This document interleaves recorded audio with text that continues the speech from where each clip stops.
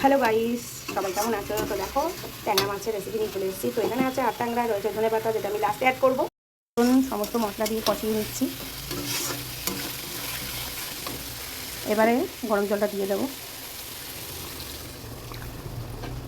মাংসের মতন বলতে মানে পেঁয়াজ, রসুন, আদা, টমেটো বাটা, মানে সবই পেস্ট আর কি, দিয়ে ভালোভাবে কষিয়ে নিয়েছি। তো জলটা ঢেলে দিলাম।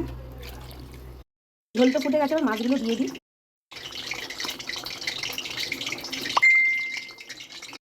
ঢেকে রেখে দিই।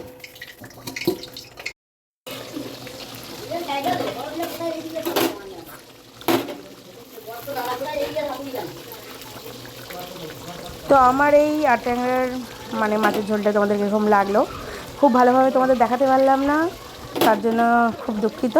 তো যাই হোক, সবাই পাশে থেকো, সবাই ভালো থেকো, সুস্থ থেকো।